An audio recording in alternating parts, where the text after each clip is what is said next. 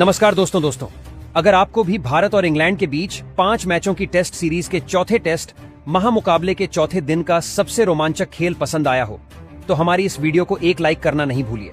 आज की हमारी इस वीडियो का लाइक टारगेट सिर्फ 500 लाइक है, तो दिल से लाइक जरूर कीजिएगा। जी हाँ दोस्तों, चौथे टेस्ट में मुकाबले में आज चौथे दिन बल्लेबाजी करते हुए इंग्लैंड ने मचा दिया था। तूफान बेन स्टोक्स की घातक बल्लेबाजी ने टीम के लिए की शानदार शतक लगाकर इतिहास रच दिया। फिर ब्राइडन कार्स ने भी शंडसर बल्लेबाजी से भारत के सामने बनाया 600 से ज्यादा का स्कोर। अब ऐसे में सबको लगने लगा अब यहां से भारतीय टीम जीतना मुश्किल है, लेकिन फिर भारत के पहले ही ओवर में 2 बड़े विकेट लेकर इंग्लैंड ने भारत को पूरा बल फूट पर धकेल दिया। मगर केएल राहुल और कप्तान गिल ने तूफान मचाकर कराई भारत की वापसी। इंग्लैंड के गेंदबाजों के पसीने छुड़ा दिए और दिखा दिए दिन में तारे। जी हां दोस्तों, बता दें, भारतीय टीम इस समय इंग्लैंड दौरे पर है, जहां भारत और इंग्लैंड के बीच 5 मैचों की टेस्ट श्रृंखला का चौथा और अब तक का सबसे रोमांचक सांसों को रोक देने वाला महामुकाबला आज क्रिकेट मैनचेस्टर के मैदान में खेला गया। इस महत्वपूर्ण मुकाबले में कप्तान बेन स्टोक्स ने टॉस जीता था और पहले गेंदबाजी करने का फैसला किया और विपक्षी भारतीय टीम को बल्लेबाजी के लिए आमंत्रित किया था, जहां पर पहले बल्लेबाजी करते हुए भारतीय टीम ने पहली पारी में 358 रन बनाए और ऑल आउट हो गई। इसके जवाब में उत्तरी इंग्लैंड ने पहली पारी में तीसरे दिन के खेल के अंत तक 145 ओवर में 544 रन 7 विकेट खोकर बना लिए थे दोस्तों। ऐसे में जब चौथे दिन का खेल शुरू हुआ तो मैदान पर 2 बल्लेबाज मौजूद थे। बेन स्टोक्स ने जहां पर नाबाद 77 रन बनाए थे तो लियाम डॉसन ने 21 रन बनाकर अपनी बल्लेबाजी जारी रखी थी और टीम ने 544 रन से फिर खेलना चालू किया। इसके बाद आज के दिन का पहला ओवर लेकर जसप्रीत बुमराह आए। इस ओवर में सिर्फ 1 रन दिया गया, मगर दिन का जब दूसरा और पारी का 137वां ओवर लेकर मोहम्मद सिराज आए तो स्टोक्स ने उनको दूसरी गेंद पर एक शानदार गुड लेंथ पर डाली गई गेंद को डीप कवर्स की ओर शॉट खेलकर तेजी से गैप में चौके के लिए भेज दिया और इस एक चौके के साथ अब टीम ने 137 ओवर में 550 रन पूरे कर लिए थे और 7 विकेट खोल लिए थे। अब बेन स्टोक्स के कंधों पर जिम्मेदारी थी अपनी टीम को अच्छी खासी आगे बढ़ाएं। तो अब शुभमन गिल ने 139वां ओवर मोहम्मद सिराज को दिया तो बेन स्टोक्स ने दूसरी गेंद पर ऊपर डाली गई गेंद को पैर निकालकर मिड ऑफ फील्डर और कवर फील्डर के बाजू से ड्राइव करके चौके के लिए भेज दिया। इसके बाद अंतिम गेंद पर लियाम डॉसन ने शॉर्ट पिच गेंद को परखा और शानदार फायदा उठाते हुए लेग साइड की ओर शॉट खेलकर एक चौका लगा दिया। इस ओवर में कुल 11 रन के साथ टीम ने 562 रन पूरे कर लिए थे। अब इन दोनों के बीच में बेहतरीन साझेदारी पनप ही रही थी, मगर जसप्रीत बुमराह आकर 140वें ओवर में तीसरी गेंद पर लियाम डॉसन को क्लीन बोल्ड कर देते हैं और लियाम डॉसन आज 26 रन की पारी खेलकर आउट हो जाते हैं और 563 पर 8वां बड़ा झटका इंग्लैंड को लगता है। इसके बाद बल्लेबाजी करने के लिए ब्राइडन कार्स को मैदान पर भेजा जाता है। एक तरफ लड़खड़ाते हुए बेन स्टोक्स अपने शतक की तरफ बढ़ रहे थे तो दूसरी तरफ अब ब्राइडन कार्स अपना बल्ला खेलना शुरू कर देते हैं, जहां 142वें ओवर में जसप्रीत बुमराह को ब्राइडन कार्स दूसरी गेंद पर एक शानदार ऑफ स्टंप के बाहर डाली गई गुड लेंथ की गेंद को डीप पॉइंट की ओर ड्राइव करके चौके के लिए भेज देते हैं और इस ओवर में कुल 9 रन के साथ 142 ओवर में 580 रन टीम बना चुकी थी और अब कप्तान बेन स्टोक्स अपने शतक के बेहद ज्यादा करीब पहुंच चुके थे और देखते ही देखते बेन स्टोक्स 99 रन के स्कोर पर पहुंच गए और फिर पारी के 146 ओवर की तीसरी गेंद पर मोहम्मद सिराज को बेन स्टोक्स ने एक शानदार पैरों पर डाली गई गेंद को कलाइयों के सहारे फ्लिक करके चौके के लिए भेज दिया और उसके कारण उन्होंने ऐतिहासिक शतक लगाकर एक नया रिकॉर्ड अपने नाम कर लिया। सभी ने तालियां बजाकर उनका अभिवादन किया। 146 ओवर में टीम ने 594 रन बना लिए थे। जहां पर भारतीय टीम की पहली पारी पूरी तरीके से फ्लॉप साबित हुई थी तो इंग्लैंड की बल्लेबाजी ने कमाल करके बता दिया था। खासकर बेन स्टोक्स की इस बल्लेबाजी ने सभी को हैरान करके रख दिया था। 148वें ओवर में मोहम्मद सिराज को अंतिम गेंद पर ब्राइडन कार्स एक शानदार प्लेसमेंट करके चौका लगा देते हैं और इसके साथ ही अब टीम ने अपने 600 रन पूरे कर लिए थे और 148 ओवर की समाप्ति पर 602 रन का स्कोर बना लिया था। अब बेन स्टोक्स इसके बाद अपना बल्ला घुमाना चालू करते हैं। दरअसल 149वां ओवर लेकर वॉशिंगटन सुंदर आए तो बेन स्टोक्स ने चौथी गेंद पर एक शानदार शॉट लगाया और लॉन्ग ऑफ की ओर हवा में शॉट खेलकर बीच बल्ले से सीधी स्टैंड में गगनचुंबी 6 के लिए गेंद को भेज दिया। 5वीं गेंद पर बेन स्टोक्स ने एक और ऑफ स्पिन को परखा और रिवर्स स्वीप करते हुए चौका लगा दिया। इस ओवर में 12 रन के साथ टीम अब 149 ओवर में 614 पर पहुंच गई थी। इसके बाद ड्रिंक्स का ब्रेक हो जाता है। आज इसके बाद जब मुकाबला शुरू होता है तो रविंद्र जडेजा को 152वें ओवर में बेन स्टोक्स टारगेट करते हैं और उन्होंने तीसरी गेंद पर एक गैप में सीधी गेंद को भेजकर चौके के लिए भेज दिया। तो फिर चौथी गेंद पर बेन स्टोक्स ने काफी ज्यादा ऊपर गेंद को खिलाया और शानदार संपर्क के साथ गेंद गगनचुंबी 6 के लिए चली गई और टीम ने 633 रन 152 ओवर में पूरे कर लिए। 143वें ओवर में वॉशिंगटन सुंदर आते हैं तो ब्राइडन कार्स भी अपना बल्ला खोलना शुरू करते हैं। दूसरी गेंद पर आगे आती हुई गेंद को पसंदीदा शॉट घुटना टकाते हुए स्लॉग स्वीप के माध्यम से चौका लगा दिया। तीसरी गेंद पर ब्राइटन कार्स ने स्लॉग स्वीप करके गगनचुंबी 6 हासिल कर लिया और घुटना टिकाकर एक का शानदार शॉट दिखाया। तो 643 अब टीम 153 ओवर में बना लेती है। बेन स्टोक्स और ब्राइडन कार्स अंतिम समय में टेस्ट को T20 बनाकर खेल रहे थे। भारतीय बल्लेबाजों के सामने देखते ही देखते इन्होंने 650 से ऊपर अपने स्कोर को पहुंचा दिया था। 156वां ओवर लेकर जब रविंद्र जडेजा आते हैं तो बेन स्टोक्स उनको दूसरी गेंद पर एक शानदार शॉट खेलकर गगनचुंबी 6 लगा देते हैं। तो फिर तीसरी गेंद पर बेन स्टोक्स एक और शॉट लगाने गए, मगर फिर रविंद्र जडेजा ने साई सुदर्शन के हाथों उनको कैच आउट करा दिया और आज तूफानी 141 रनों की पारी खेलकर बेन स्टोक्स पवेलियन चले गए और 9वें विकेट के लिए बेहतरीन 95 रन की साझेदारी हुई थी। अब इसके बाद बल्लेबाजी करने के लिए जोफ्रा आर्चर आते हैं। तो फिर 157 ओवर में वॉशिंगटन सुंदर को चौथी गेंद पर ब्राइडन कार्स पूरी ताकत से आक्रमण करके मिड विकेट की ओर स्लॉक करते हुए गगनचुंबी 6 लगा देते हैं। मगर 158वें ओवर में रविंद्र जडेजा आकर अब टीम को आखिरी बड़ा झटका देते हैं और ब्राइडन कार्स को पहली गेंद पर व मोहम्मद सिराज के हाथों कैच आउट करा देते हैं। और आज ब्राइडन कार्स 47 रन की एक शानदार पारी खेलकर आउट हुए थे और 669 रन पर पूरी टीम पहली पारी में ऑल आउट हो गई और भारतीय टीम के सामने 358 रन के जवाब में आज उन्होंने 669 रन बनाए और जिसके कारण 311 रनों की एक विशाल लीड पहली पारी में अब इंग्लैंड को मिल गई। यानी कि दूसरी पारी में भारतीय टीम को अभी 311 रन बनाकर बराबरी करनी है और उसके बाद अभी लीड और बनानी है।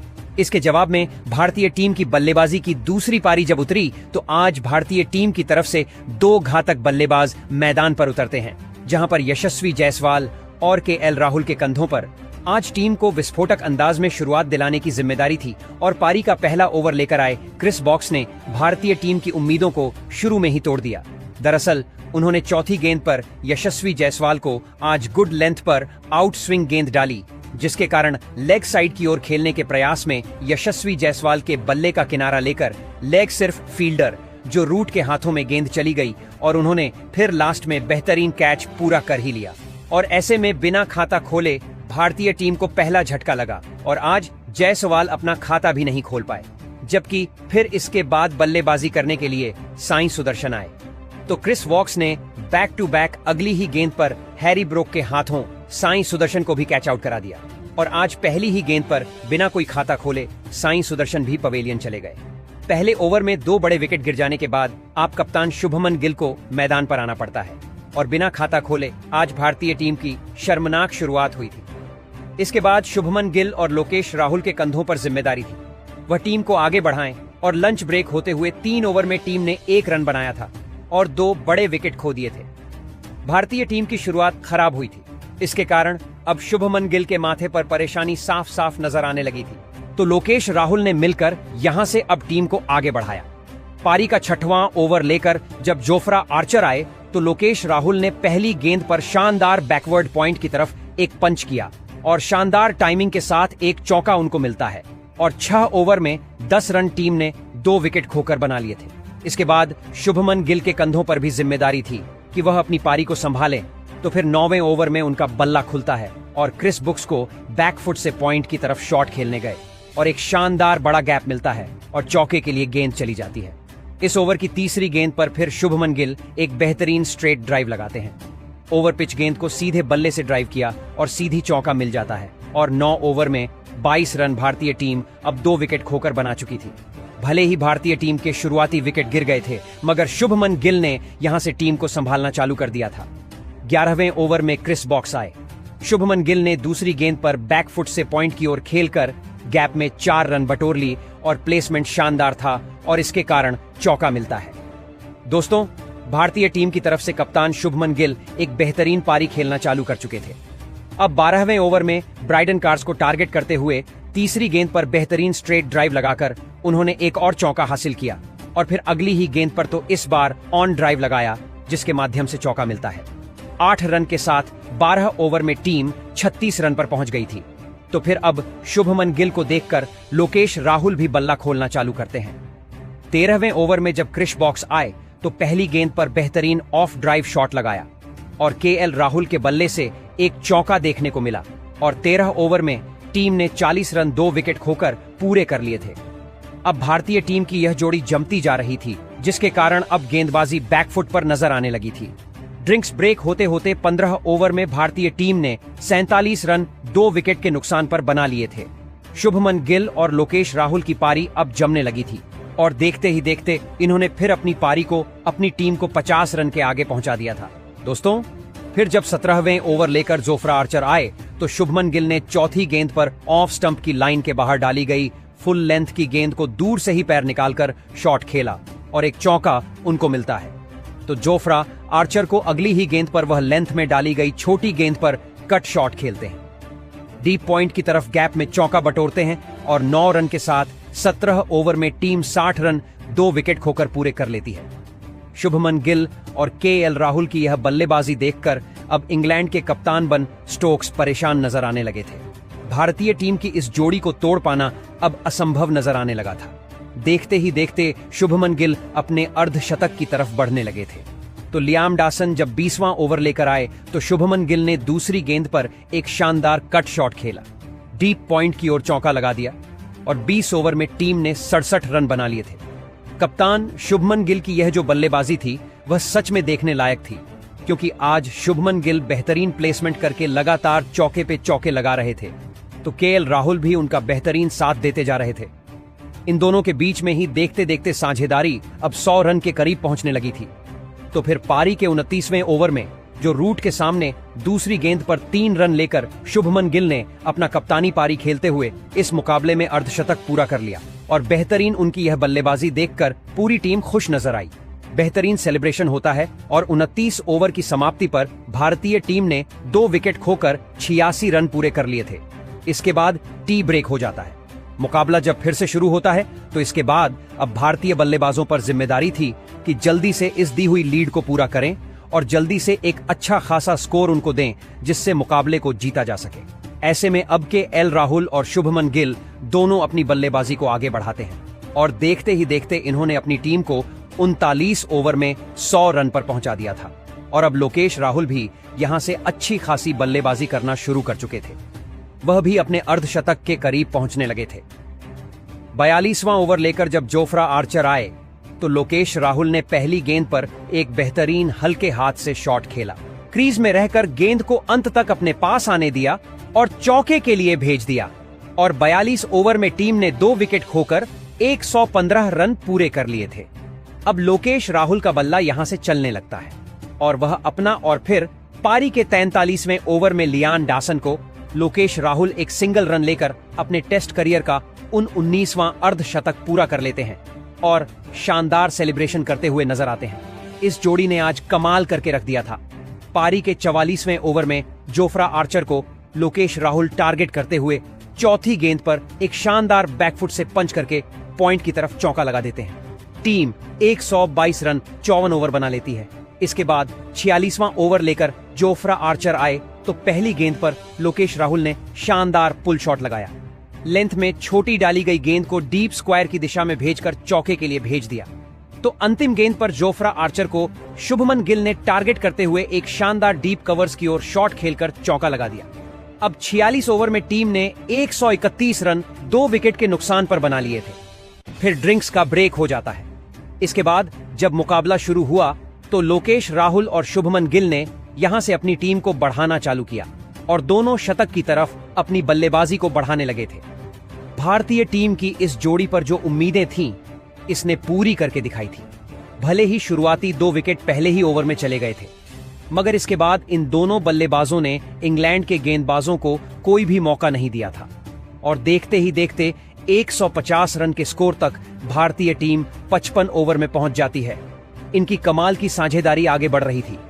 57वें ओवर में क्रिस बॉक्स को लोकेश राहुल पहली गेंद पर टारगेट करते हुए ऑफ स्टंप के बाहर डाली गई गेंद को आखिरी समय में बल्ले का मुंह खोलकर थर्ड मैन की तरफ चौके के लिए भेज देते हैं। तो 57वें ओवर में लोकेश राहुल क्रिस बॉक्स को एक शानदार शॉट लगाते हैं और चौका लगा देते हैं और इसके साथ ही इस सीरीज में लोकेश राहुल ने अपने 500 रन भी पूरे कर लिए थे और टीम ने 160 रन 2 विकेट खोकर 67 ओवर में बना लिए थे। 58 ओवर में लियान डासन आए तो शुभमन गिल ने पहली गेंद पर शानदार पैड लाइन पर डाली गई फुल बॉल गेंद को चौके के लिए भेज दिया। टीम 164 रन बना चुकी थी। भारतीय टीम की इस बल्लेबाजी पर जो जिम्मेदारियां थीं, यह साझेदारी करते हुए वह निभाते जा रहे थे। देखते ही देखते इन दोनों की साझेदारी बेहद आगे बढ़ गई। 61वें ओवर में तो जो रूट को लोकेश राहुल ने टारगेट करते हुए अंतिम गेंद पर लो फुल टॉस डाली गई गेंद को सीधे बल्ले से लॉन्ग ऑफ की तरफ पुश करके गैप में चौका बटोर लिया। टीम ने 2 विकेट खोकर 172 रन पूरे कर लिए और फिर बेहतरीन अपनी टीम के स्कोर को आगे बढ़ाया। मैनचेस्टर के मैदान पर चौथे दिन का जब खेल समाप्त हुआ तो 63 ओवर में भारतीय टीम ने 2 विकेट खोकर 174 रन बना लिए, जहां पर लोकेश राहुल ने नाबाद 210 गेंदों में 87 रन बनाए हैं और वह जमे हुए हैं, जबकि 167 गेंदों में 78 रन की पारी खेलकर शुभमन गिल भी मौजूद है। ऐसे में अभी इंग्लैंड की पहली पारी में दिए हुए लक्ष्य के जवाब में भारतीय टीम अभी बहुत पीछे है, यानी कि अभी अंतिम दिन के 90 ओवर बचे हुए हैं। ऐसे में भारतीय टीम को अभी भी जीतने के लिए बेहद ज्यादा मेहनत करने की आवश्यकता है, क्योंकि अभी भी इंग्लैंड के दिए हुए लीड के जवाब में बराबरी के लिए 137 रन और बनाने हैं, उसके बाद फिर लीड देनी है। ऐसे में 5वें दिन भारतीय टीम चाहेगी कि जल्दी अच्छे स्कोर बनाए और लीड देकर मुकाबले को जीतने का प्रयत्न करे, अन्यथा यह महामुकाबला भारतीय टीम के हाथ से जा सकता है। भारतीय टीम की बल्लेबाजी में आज लोकेश राहुल और शुभमन गिल ने जो शानदार प्रदर्शन किया है वह लाजवाब रहा। तो लोकेश राहुल की शानदार बल्लेबाजी, शुभमन गिल की कप्तानी पारी को आप 10 में से कितने अंक देंगे? कमेंट में जरूर बताएं। नए हैं, सब्सक्राइब करना नहीं भूलिए। धन्यवाद।